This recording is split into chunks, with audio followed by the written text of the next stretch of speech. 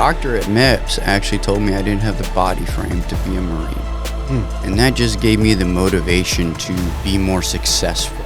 We rescued 2,509 refugees. It's like 20 poisonous snakes in the world, and 11 of them live in the outback, and here we are.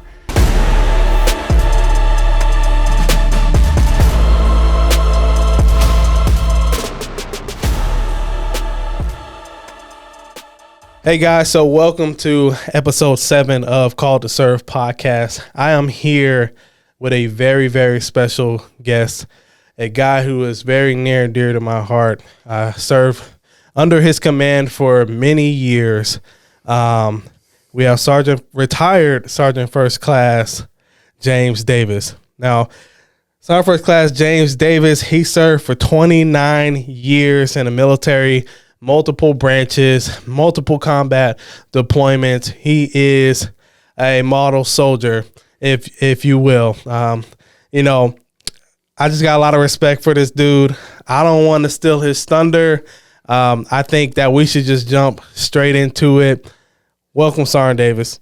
Hey, brother, it's such an honor to be here. Like, to know that one of my soldiers is this successful in life.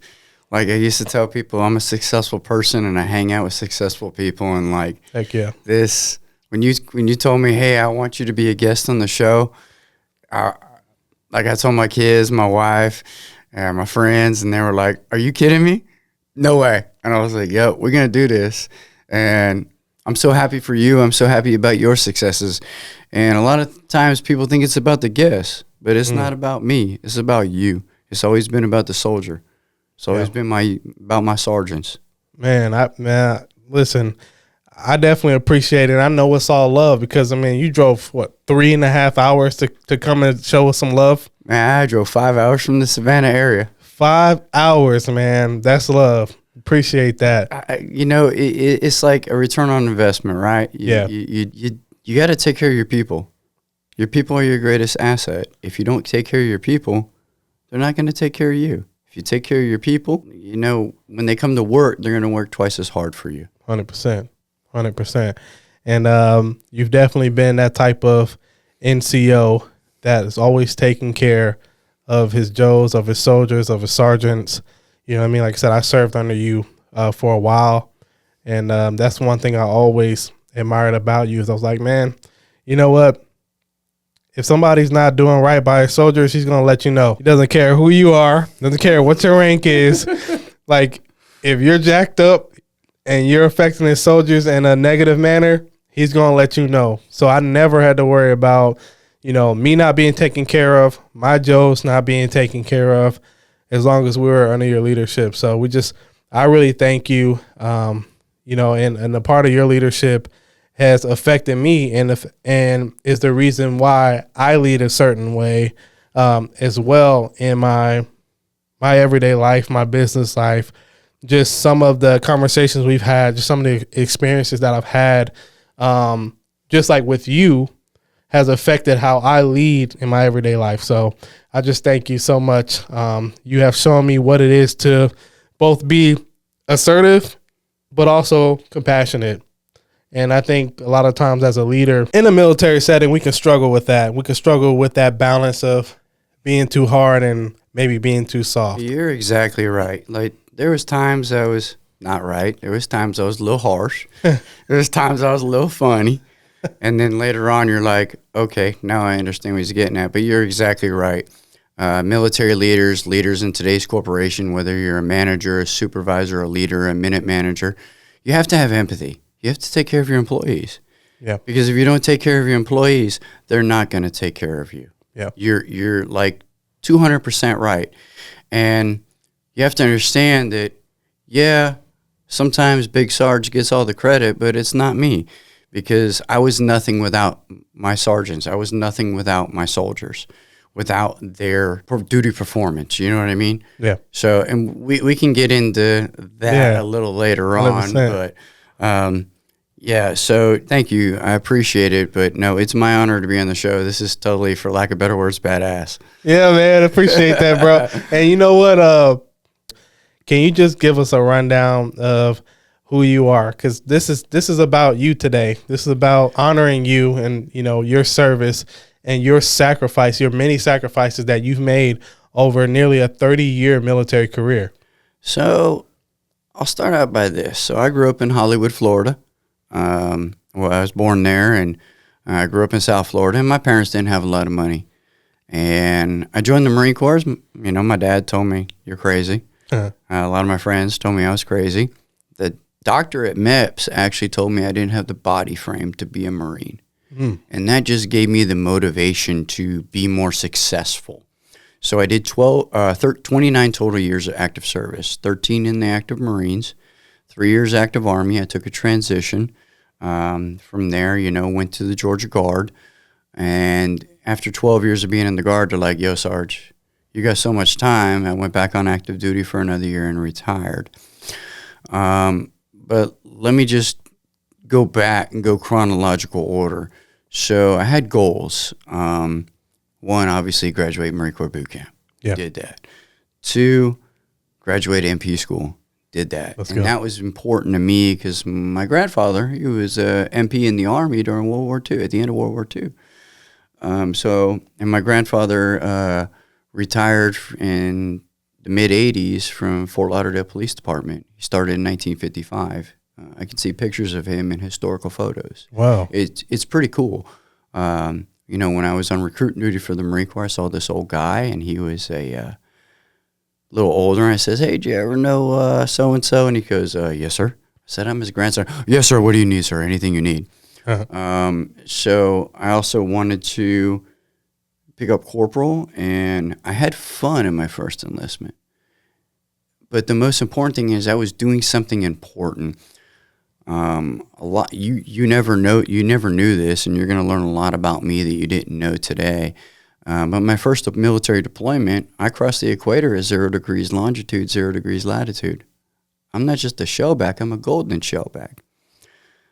But I was part of history, not just U.S. history, but world history.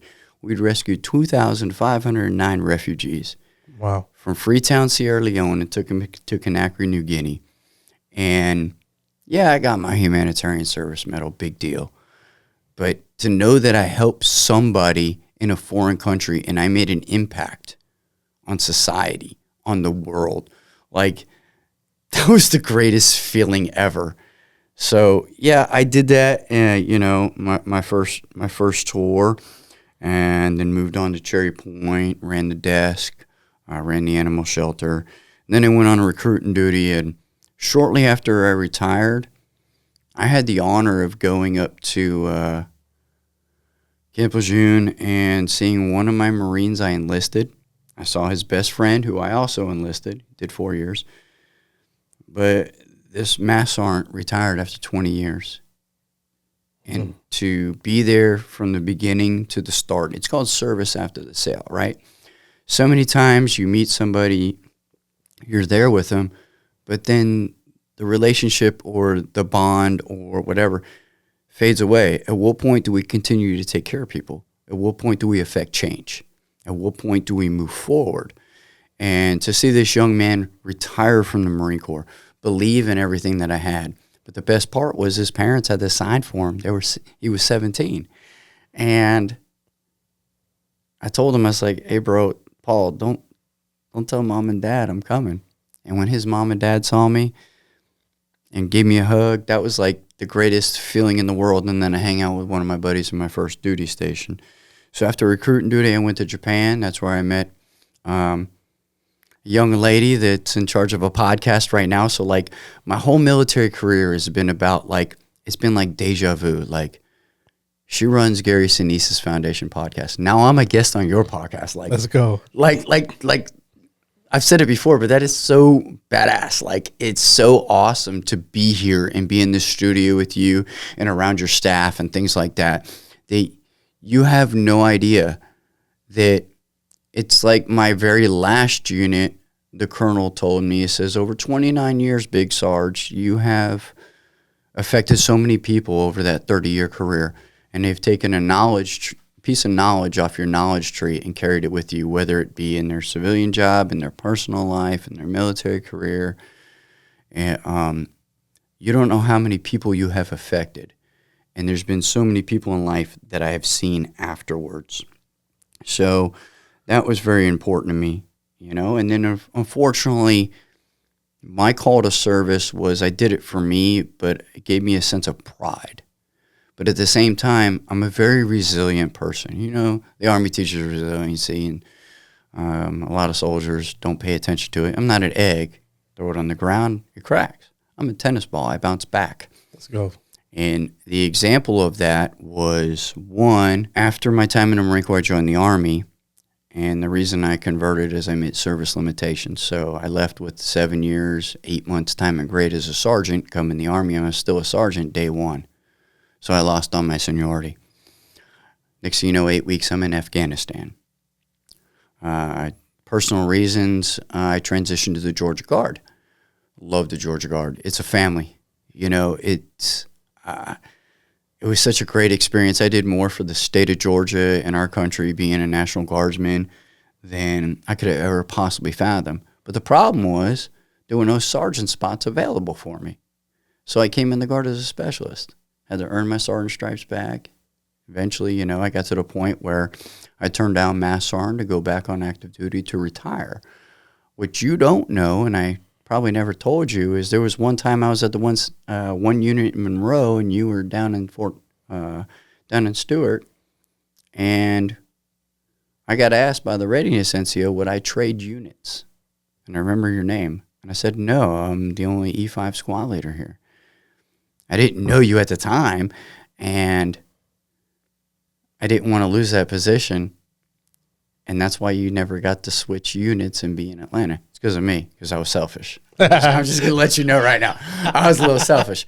But when I became a platoon sergeant, some of my soldiers, because I know you were third. Yep.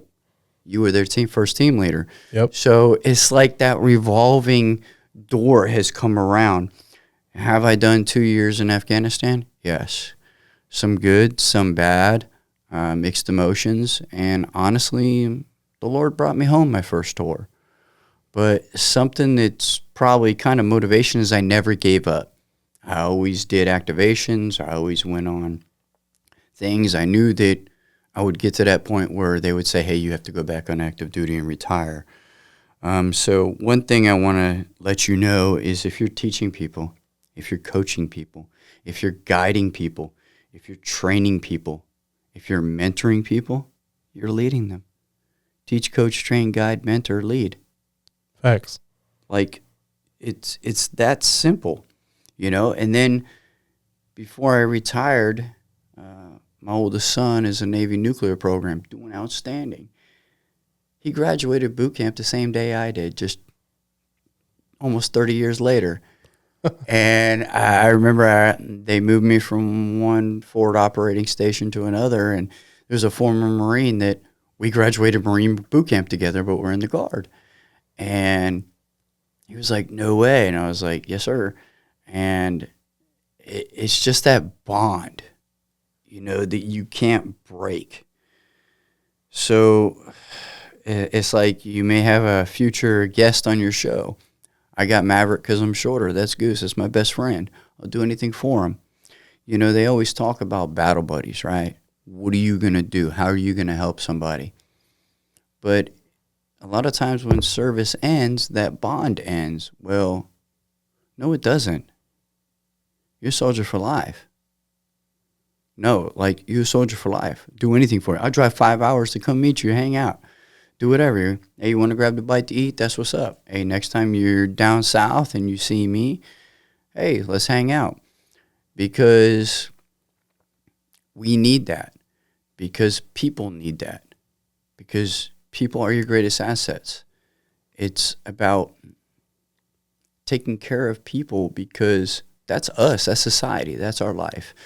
But I've had a lot of struggles, and I've gotten to a point in my life where I'm content. I'm relaxed. I'm happy. So I've done a lot of things. I've been a lot of places. I mean, I lived in the Australian outback for 6 weeks. You want to talk about crazy? There's like 20 poisonous snakes in the world. Don't let them live in the outback, and here we are, you know? But to sit here today and for somebody to say, hey, Sarge, tell me your story. Like, there's so many emotions going through me right now that I cannot, there's no words. I'm right here with you, Reggie. Yeah. So one of the things we did in the Guard was being on that one mission, right? Yeah, man. I'm going to talk about it right now, get it out of the way, right? Let's do it. So the Guard called us up, and a lot of people don't understand, active duty does whatnot, but National Guardmen, they work their civilian job, 8-9 days. They work 3 days at drill. That's 11. And then a civilian boss says, hey, you've had 3 days off from work. Now you got to work another week. Well, 8 plus 3 is 11 plus 7 is 18. On day 17, you're tired. Your wife, your family, your kids are like, yo, and you're just exhausted, mentally drained, physically drained. You're just tired. And so my admiration for a guardsman is a lot higher than for somebody that is on active duty, because they'll say, oh, weekend warrior. Yeah, well, you really don't realize what somebody's given up for that weekend, especially if they have to drive 3 to 4 hours to their unit's location, spend the whole weekend there, and then drive back. So, but we are in a very unique position. After the pandemic response, we did great. I'm not going to go into history of the 170th because we did great. But I remember you asked me, why are we here? Why are we protecting the Atlanta Capitol? Yep.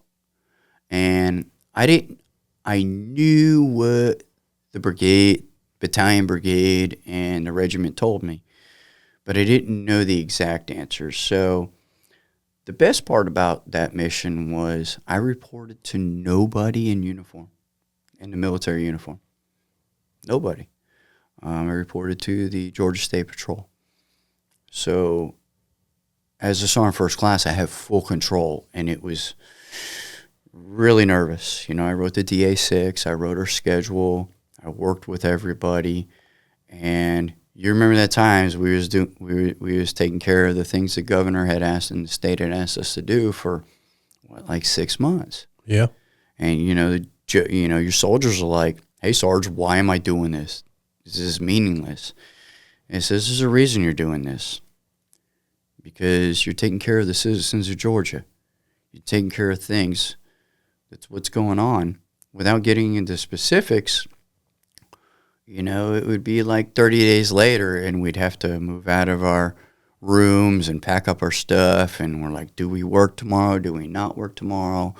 What's up with communication? And a lot of younger soldiers or NCOs, sergeants, would be like, hey, there's a lack of communication. Well, not yes and no. Sometimes there's things you don't know at your level that I know, and there was things at my level that I didn't know. So I remember it was Christmas Eve.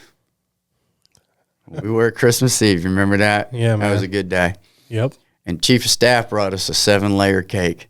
And he remembered me from a course, He's like, hey, Big Sarge, how you doing? I was like, sir, what's going on? Chief of Staff for the state. No names. And I asked him, I says, how can I help these soldiers with, instead of unpacking their rooms and repacking and all this, how do we affect change, right? It's definition of doing the same thing over and over and over again. He looked at me and says, Sarge, let me ask you a question. Do you really understand what type of mission you're on? I says, sir? He says, first thing I got to do is I got to get a hold of the CG, the commanding general for the state. Then the CG's got to get a charge of the adjutant general over the Georgia Guard and the Air Guard. Then the adjutant general's got to get a hold of the governor. Then the governor's got to make a phone call to D.C. and then get approval from POTUS. I'll let the viewers Google what POTUS is. So you are on a POTUS mission, and you didn't even know it. And once I heard that, that was the greatest thing ever. But the best part is, you know how military officers like to give senior NCOs, soldiers, coins. He didn't give me a coin. He gave me a mini K-bar about 4 inches wide. And one side said Georgia Army National Guard. The other side, it said deployable soldiers and ready families. And to me, I never told y'all that night. I just kept it to myself. I was like, I'm doing the right thing. I'm not always right, but I'm doing the right thing. And you know, the hardest part about leadership is you're going to make mistakes, but learning from your mistakes and moving forward and keeping in mind why you do it. So most people ask me sometimes, why did you serve? Honestly, I did it for my wife and children so that they could have a better life, so that they could have a better future than I did. You know, and you may ask me, hey, what are you doing now in life, right? What am I doing forward after that transition? Well, I'm fully retired. I've been gone for a long time from my family. This is my return on investment. Let's go. Spend time with the family, right? Because they deserve it. They've sacrificed with dad not being there, husband not being there. So let me be there for them. So I don't miss an anniversary. I don't miss a graduation. I don't miss 4th of July, my favorite holiday. Get to blow stuff up. I don't miss Christmas. I don't miss those important times in your child's life because it's like a high school graduation. It happens once. I'm never missing one of them with my family. But the point is, it's not about me. It was always about you guys. It was always about my soldiers. How can I make you better, whether you stay in the military or not, and continue to be successful in life like you are today? If that makes sense. I know that was a whole lot I just threw at you, Reg. Nah, it makes perfect sense. And, that mission, that was a good mission. I mean, honestly, it was too sweet. And just to go back to what you're saying, yeah, I asked questions like, man, like, hold on, we're protecting the state capitol and the governor's mansion? What the heck is going on? You know what I mean? Yeah, somebody higher up said, yeah, hey, and those were really trying times for the Georgia Guard, but the Georgia Guard stepped up. Yep. And those National Guardmen did not hesitate to say, yes, I will do the job. Yes, I will come to work. And it wasn't about the money compared to their civilian job. It was their call to service. There's a reason why you serve, because you have a higher purpose in life. You have a sense of pride, a sense of, hey, I'm going to do this. I'm going to be successful. Yeah. Yeah. And like I said, I mean, that was a really good mission. I mean, and like you're the type of leader that looks out for your sergeants and your Joes, and especially me personally. I know if I was under someone else's leadership, I would have had a lot of trouble doing some of the things that I was able to do while on that mission. I had to catch a couple of flights, go to California, I had to go to New York to handle some business. And, I kept it real. It was like, hey man, I gotta handle some stuff. I wasn't really forthcoming with what that was. But yeah, that's a little off air topic right there. But you got me on the back end, and it's all right. It was good stuff. I'm proud of you. You did something successful for your civilian job, and I understood that. But the important part is you understand that even though you were able to do those things, you were accounted for. Everybody was accounted for. So if you think people didn't know where you were, you're wrong. Right. Of course. But I was given a lot of power and a lot of authority and a lot of trust at that point in time. And I never wanted to abuse it like some leaders do. It's like when you get information, you ever had that one sergeant or manager that would give you information, knows what's going on in the company, but doesn't tell the employees? Oh yeah, man. Like that's horrible. Like yeah. That, and if I was to do that, I would violate the NCO creed of not keeping my soldiers informed. Yeah. Right. So, and today's soldier is different than when I came in. When I came in, it was, yes, Sergeant, drive on 2 bags full and do what you do. Because when I came in, my sergeant majors, my battalion commanders were Vietnam veterans. So I was like, I don't know what this dude's been through in his life. I don't know what he or she has seen. At the same time, today's soldier wants to know the bigger picture. Like, why am I doing what I'm doing? So here's the greatest example, right? My first duty station, we had an air show. And I'm a young MP, little Lance Corporal, and they put me at this intersection. And it's in North Carolina, at an air station, and it's like 110 degrees out. It's just blistering hot, and I'm just like in uniform, vest on, LE gear, and the road leads to officer housing on post. So I'm standing there, and they're telling me what to do, and they're like, hey, you need to hold traffic. So I have this Marine's wife, and she's upset. I'll never forget this. She's upset. She doesn't have formula for her child, things like that. But I'm not allowed to let her forward, right? I'm placed in a catch-22 situation.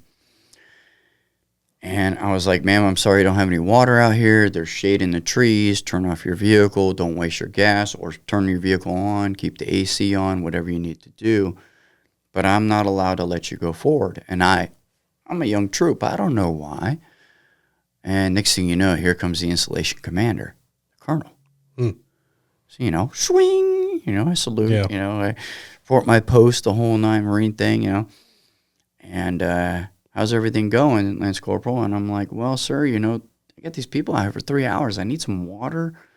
I wasn't trying to dime out my command, but I need some water. They need to get to their homes, stuff like that. And before I could finish reporting to the installation commander, this same person comes up and just starts yelling at the base commander, the air station commander. So I'm like, okay, I'm not getting into this. And he asks, who's your husband's name? First Lieutenant so-and-so. Where you live? Okay, you're my neighbor. Have your husband come see me Monday morning. This young Marine is right here, and he's doing exactly what he's been ordered to do under my direction. Because if any vehicles travel on this road during the air show with live aircraft flying, the FAA will shut down the air show. And I was like, whoa, this traffic control point is really important. Yes. And he told me, Marine, you're doing a good job, carry on. And I was just like, this dude flew like 20 missions in helicopters in Vietnam, and he's telling me good job. I'm like, this is crazy right now. And then that lady was we'll leave that off air, but I had a lot of people tell me good job that day, and I'll never forget it. That's like one day I'll never forget, that sometimes just because you don't know the whole story, the whole realm, which Joe needs to know today, soldier on the ground needs to know, why am I cleaning the bathroom? Why am I doing this? What is the bigger picture? Back then, I didn't need to know the bigger picture. It was do as you're told. And that made me feel real good, knowing that I did a good job that day. Was I under a lot of emotional stress? Oh, yeah. Because I had never dealt with that before. So come to find out, and about a week later, they were no longer in military housing, things like that. But that's another side story for the military. But I've had a lot of stories like that in my military career. But that mission we were on was so important. And what you don't know was I got to hand select. If you came off, you weren't coming back on. And I got to hand select who came on. And I made sure that I had quality soldiers, not just somebody going to collect a paycheck, somebody that's going to do the job. And I got so much praise for y'all's hard work, y'all's discipline, y'all's effort, but it wasn't about me. It was about y'all. It was about my guys on the ground. So you don't understand how satisfying that is as a leader to say, you know what? Yeah, I accomplished the mission, and then troop welfare, right? Marine Corps model. Yeah. We're Army soldiers first. But it was so satisfying to know that we had no hiccups. We had no issues. Nobody ever came to see us but to say hello and congratulate us and shake our hand. Did you ever notice that? Yeah. All the time. You know? So it was really great. It was really unique. It was a different time in Georgia history. But there comes a point where you need to move on. But at the same time, not lose those bonds with your soldiers. Always remember that they're people too. And people matter. I think that's very special. How you were able to kind of keep in touch with someone that you recruited, just kind of see them into retirement. Most recruiters aren't like that, man. Dude, once my recruiter got me in, I never seen or heard from that dude again. Like I don't even remember his name, to be honest. You know what I'm saying? So I think that's so amazing that you kept that relationship, together. And I say this all the time. Relationships are the highest form of currency.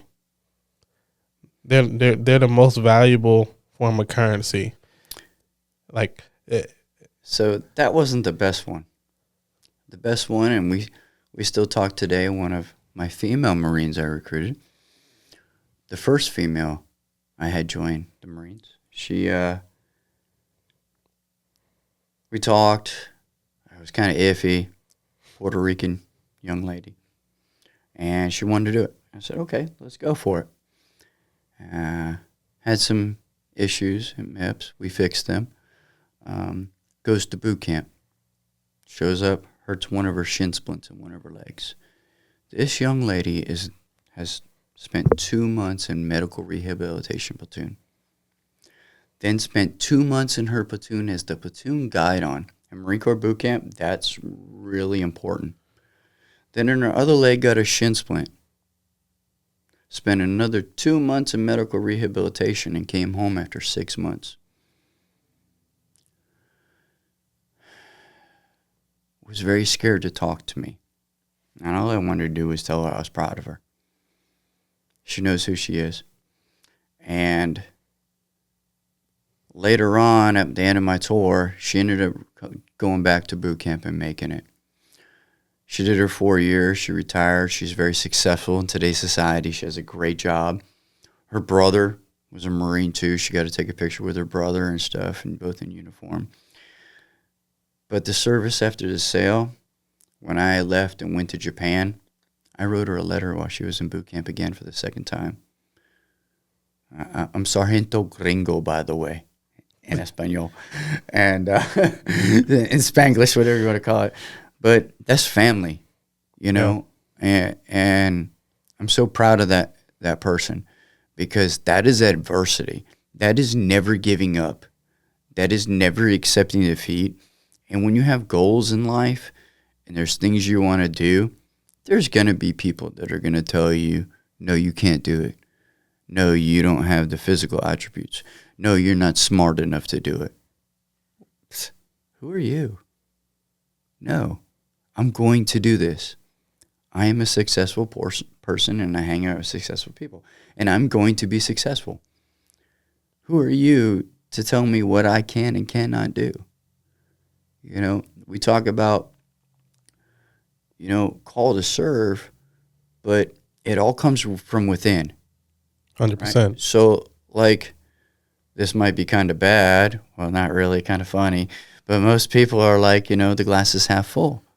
Some are half empty. Well, I drink a beer. Can I have another one, please? Right? Keep going. Enjoy the football game, enjoy your family, have some good food. It's what life is about. It's about is family. But why are you going to give up on your goals? Because the minute you do that, you give up on yourself. People told me I couldn't be a United States Marine. People told me I wasn't going to be successful. And picture this. When we were on that mission, just prior to it, just prior to it, imagine somebody, we talk about titles, right? Like, who are you? What are you? Yeah, I'm a Sergeant First Class in the Georgia Army National Guard. I'm also a husband. I'm a father. I'm a leader. I'm a mentor. I'm a teacher. But what else am I? I was also a college student. I finished my bachelor's degree, right? I remember that. Right? I finished my bachelor's degree. And we had a soldier that I made sure that he finished his bachelor's degree. You know, so I was a full-time college student. But I was also an honor graduate. I was also an employee and a lead where I worked at. But I was also a friend. I was also, you know, that person was like, hey, you ready? Can you do this? Can you help me out? I was like, let me look at my schedule and see what we can do. You know, it's like being here today is, there's no words, Reggie, to be on your show, especially episode 7, my favorite number. That's what's up. Let's go. Let's go. Hey, here we go. But, you know, you have to have those moments in life. And you have to recognize them. But you can't give up. You can't give up on yourself. You can't give up on your family. You can't give up on your dreams. And that's the hardest thing to do, honestly, is to remain positive, remain resilient, and never give up. Yeah, man. Because, I mean, I think it was a pretty sweet mission, but also just what you mentioned, man, you were doing all these things. And I just thought about it. Like, a lot of the times, man, I showed up so tired because I had my businesses going on. During that time, I opened my first photography studio. So dealing with that, I was doing the mission, you know, at night. And then throughout the day, managing the construction of my studio, managing being a husband, managing being a father, just all of those things, and still having to put my big boy pants on and being like, hey, you know what? We got to accomplish this mission. And then also, like we mentioned before, man, like I had a couple of appointments that I needed to do, you know, for business, and, you know, just having the leadership that you are, it was like, man, take care of your business. I know this is important to you. Just make sure you find coverage. Well, it's like one of those things where if you take care of your people and you let them take care of the things that are important to you, it's like in the Guard, right? If somebody wants a game off for their kid's baseball game. Kids' baseball game? No. Championship game? Oh, yeah. That's an important part. You got important things going on. But if you take care of them, you take care of your employees, and it doesn't have to be the military, right? It could be your civilian employees, because trust me, I had some being an HR lead where I worked. You take care of your civilian, you take care of your employees, period. Yeah. And let them accomplish their goals and things that are important in their lives. When they come back to work for you, they're going to work 200% for you because they believe in you. 1,000%. And I value that type of leadership, because I've also had the type of leadership that was like, you really expect me to believe that this is what you have going on? No. You know, nah, bro, you waited a month to tell me you were in Forbes magazine, and I'm like, really? You're gonna hold back on me, this guy? Hey, man, I had to make sure that everything posted and everything. It's all good. You know? Okay, that's settled away now. All right, we that cat's out the bag. You know, I mean, yeah, man. You know, but for me, it's like, okay, I wanted to make sure, because if I'm like, oh yeah, man, I'm gonna be in Forbes, this and that, or I'm gonna be in this and this and then that, it don't happen, and this something happens, then I look like an idiot. And my dad always told me, he said, man, he said, son, if you gotta tell everyone how good you are, that means they didn't notice. Well, there's the other thing too. You know, if you gotta tell a soldier, hey, I'm the sergeant, you're gonna do this. Yeah, you're not leading. Yeah, you know why? They see the rank. They know what it is. They get the little book in the recruiting office. They know the rank structure. At what point do we as, and I'm going to say this word lightly, young men in today's society take care of young men? And this is nothing sexist or anything like that, because I always believe in a strong, independent, successful woman, because trust me, I have one at home. Let's go. But at what point do we value, you know, being a father? And I tell my children that is the hardest job I've ever had. It's a job that I don't get paid for, but I enjoy. And And out of all five of my children, like I don't regret it, not one bit. You know, when the kids say, "Hey, Dad, appreciate it, thank you." You know, when they're younger, when they're teenagers, when they're 18, things like that. They're teenagers, but when they say, "Hey, Dad, thanks, appreciate it, love you," there's no price tag. So I kind of want to like switch directions a little bit. Okay. 30 years in the military, about what was that like? You know, just being a father. What are some lessons that you would pass on to anyone who's considering joining the military? Anyone who may be in a halfway point of retirement? What's some nuggets that you would drop? Well, the first one is, if you want to do it, do it. It's your choice.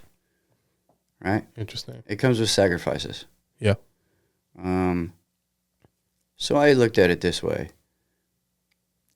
And it might be a little blunt, but I didn't care if somebody did 4 years or 20 years. What I cared about was your honorable discharge or your NGB 22. Because when you say you're going to do something with your recruiter and you sign the contract, your ink ain't dry until you have a DD 214. But when you have your DD 214, that's puts your word in writing, and that is so powerful. Whether you do 4 years or 20, that's your decision. And you as the individual person need to, and the recruiter and me, outweigh the opportunities and benefits. Does this outweigh your concern? The one thing that I would say that was the hardest was my first tour in Afghanistan coming home. Because Daddy left Daddy's little girl and the boys. And when I came home for R&R, my daughter wouldn't talk to me. Even when I came home from deployment after 15 months. I'd walk in the door, I'm in uniform. My daughter didn't want anything to do with me. But the minute I took the uniform off, then I got a hug. Because to my daughter, the uniform was a sign that Daddy's leaving. And I don't know when Daddy's coming home again. So you have to recognize those things to your children at a young age. Is it going to be hard? Yeah. But life is hard. Nothing is for granted. Nothing is guaranteed. And as long as you put your best foot forward and continue to strive to be successful, you will be. But there's been a lot of hard times, you know? And that's why I'm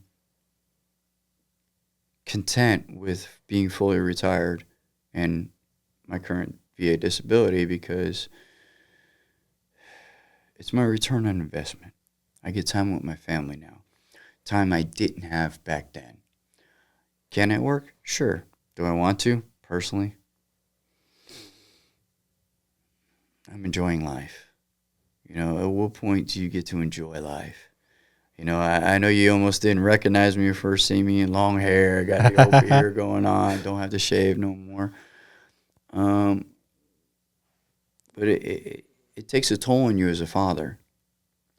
You know, and you want to make sure you're there for your children, because that's the most important thing, because they're your legacy. It's all about family.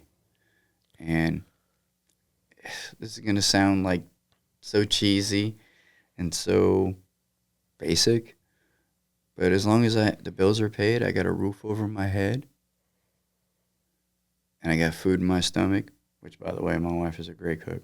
Oh, my God. I should be like 400 pounds the way I eat. That's all that matters. Being wealthy is not how much money you have in your pocket. It's about what you have and what your family is. And I'm so grateful for that. Because sometimes, you know, the more money you have, the more money you spend. And our time's tough, yeah. Some months are better than others, right? Some months are prettier than others, but you make it and you move on. Sometimes I get told, suck it up, Buttercup. She knows who she is. And, well, you know, I just do what I do. But, yeah, I mean, I'm talking about things that are what's called intangible. A tangible trait is something I can hand you. I can give you the keys to a truck. I can give you a $100 bill. I can give you a book to study college. I can give you a rifle to go on the rifle range. I can give you, you know, I can give you a baseball bat or a shovel or something to help you out, construction, or go, you know, hit a ball. But what I'm talking about is self-direction, self-guidance, self-discipline, patriotism, pride of belonging. These are Marine Corps benefit tags for those that know. Pride of belonging, patriotism, poise, courage, inner courage. Sometimes it's not the size of the dog in the fight. Size of the fight and the dog. Let's go. Right? So you have to understand that inner strength is so powerful. Being positive is so powerful. And you can't let somebody else's negativity get to you. Right? I understand that your show is about motivation. I love that. But those are my struggles. Those are my things that I overcame. I overcame a lot of leadership challenges. I overcame a lot of challenges in different services. But I learned from those experiences, and it made me a better person, a better man, and a better leader. So,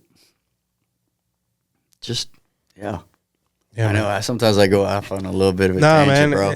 It's all good. You know, I feel everything you're saying. Intangibles, tangibles. Yeah, it's like you can't touch those things. Yeah. But they're there, and you can feel them. Yes. You know what I mean? And that's how I feel about impact, making an impact in someone's lives. Like, when I think of a leader and a good leader, you're one of the people I think about. You know, just how you led. You were, and I've witnessed compassion, but I've also witnessed you put your foot in people's butts. Like, you know what I'm saying? Like, I've seen both sides. I don't know. I don't remember any of them instances. Oh, yeah, I remember. Which one was that? Oh, I mean, dude. No names. Yeah, but I can't get into specifics. We'll have to talk about that offline. But, you know, I remember sometimes the knife hand had to come out, because sometimes that's required, and that's what's needed to, you know, to shift the focus of what needs to be done. Well, in today's military, sometimes you can't do that. Yeah. Yeah. You will. That's a whole different. That's a whole different topic, whole different level. It's just like society, right? Yeah. As society changes, the military changes. Yeah. And the military is a product of today's society. Yes. So my generation, Gen X, is different than yours. Your generation is different than the current generation. Yes. But it's also how you're raised. And if you're raising your children right, and I'm going to let right be up to the determination of the listener, because my views are different than other people. But, you know, society, they're a product of today's society. And there came a point where it says, okay, it's time for old Sarge to go. Yeah. Soldier back then is not soldier today. And those fellow senior NCOs understand what I'm getting at. It's not necessarily a bad thing, but you have to learn to adapt to it. Yeah, there's some times, you know, you got to insert foot places that shouldn't be. And you have to put your foot down. And it's leadership, not likership. Yeah. You know, I'm not here to be your best friend. I'm here to lead you, accomplish the mission, and then when the mission's done, make sure you're taken care of. You know, it's like, this is going to sound so silly, but a lot of people will be like, oh, the Army messed me over. Well, we're not going to talk about your recruiter because that's a different conversation. But how did the military mess you over? They have fed you, either in the dining facility or in basic allowance for, or BAS for substance. They have housed you, either in the barracks or basic allowance for housing. They have clothed you, Sometimes not the warmest or best clothes in the world, but they gave you clothes, right? Heard. And boots. They've paid you. And they've given you a job and a technical skill. The Army doesn't mess people over. The military doesn't mess people over. The Marine Corps doesn't. The Navy doesn't. People are the ones. Because there's a lot of leaders out there, managers out there that have to make others look bad to make themselves look good. And that's not right. That's not successful. And I'm sure you've seen it in your realm at your sergeant level, or the sergeant staff sergeant level. Sometimes it can be very cutthroat with your peers. Yeah. Extremely. And because everybody's competing for the next promotion. Everybody's competing for that next spot. Everybody's competing to be better than somebody else. It's so competitive. And whether it's, PT test, whether it's rifle range, whether it's correspondence, whether it's going to leadership school. So it's so competitive, but that type of negative leadership is not it's not positive. It's not conducive to the good order and discipline in the military. So, but a good leader will adapt to the younger soldier and understand you have to know your people in order to lead them right. You have to know what their situation is. Like, I know this person is so-and-so. If I just yell at that person, I'm not going to get things done. If I'm best friends with them, when rounds are flying over my head, guess what? They're like, okay, bro, come on. Nah, I need you to transition that weapon and take care of things and eliminate the target. I need you to do your job. It's leadership. And there's a lot of times where sometimes senior NCOs do too much. And you need to back away. There's a reason you have staff sergeants, squad leaders, or team leaders, right? 100%. Because you have people to help you out. Lower management, middle management. And if you don't let them lead, you are failing them as a leader because you're cutting them off at the legs, which is probably the biggest thing that I had to learn transitioning from the Marines to the Army. A Marine corporal is a squad leader. A sergeant has a platoon. A staff sergeant has 2 platoons. An E7 has an entire company. Wow. So to have 30 Marines under me and then come in the Army and have only 2 soldiers. A little different. A little bit eye-opening. A little different. Yeah, So I had to learn a lot on my own, because Navy and Marine Corps terminology is way different than all the Army acronyms. What does this mean in English and normal people terms? Okay, so this is what it is here. Like a SRB in the Marine Corps is a service record book. And in the Navy, it's a selective reenlistment bonus. So, you have to know your terminology. You have to know what things mean. It's sort of like, this is the biggest analogy that I could give you. So the word secure, right? And you learn this in transition assistance program. So if you tell somebody in the Navy to secure the building, and there's nothing wrong with any of these, they will turn the computer off, take out their CAC, take out the trash, turn the light off, push your chair in, lock the door, go home for the day. Tell the Marines secure this building, well, nobody's going to be alive and they're going to take over. Tell the Army to secure the building, they're going to relieve the Marine Corps, stay there for 2 years, and instill diplomacy. And if you tell somebody in the Air Force to secure the building, well, they're currently leasing it with an option to buy.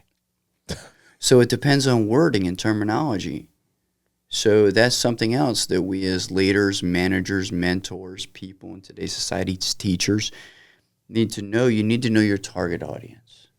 You need to know whom it is you're talking to so that when you're conveying a message or a conversation, right, you have a sender and a receiver. I hate text messages sometimes because I might say something, you take it a different way, and it's like, no, bro, it's not even like that. Yeah. So... yeah, I mean, I know that's kind of funny, but it's true. Yeah, that's real, man. That's real. Thanks for sharing that. So, Sarge, it just takes me back to intangibles. I want to thank you for all the intangibles that you've instilled into me, into my soldiers.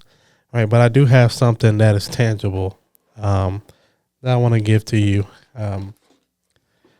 Small gift of appreciation, but what I have here is a custom-made Call to Serve podcast challenge coin. This is so awesome, bro. And on the back is our slogan or our saying or whatever. But really it's what we stand for, and that's serving those who serve others. You've done that well. And I'm just so grateful that I was able to get you to come here and share some of your life experience. Just super grateful, man. You have no idea how much this means to me to have that support. You know, us just launching a new podcast and for you to drive 5 hours to come and sit with me for, an hour, have a conversation. Man, that just speaks volumes about who you are as a leader and as a person, a human being. So I definitely appreciate that. Well, 1, you're welcome. 2, there's no reason to thank me for nothing. You know why? It tells me I did my job. And if I did my job and you're successful, you're successful too. So I love you too, bro. Yeah, like, this has been a great experience. Like, you have no idea. I'm sorry if I rambled on for a little bit. Bro, there's no need to this is all conversation, baby. Look, like, you have no idea. Like, this, I'm still in awe that I'm doing a podcast right now.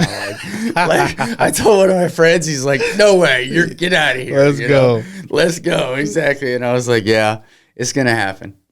Yeah, I'm glad it happened, and me too. Thank you. Just thank you for coming here and sharing your story.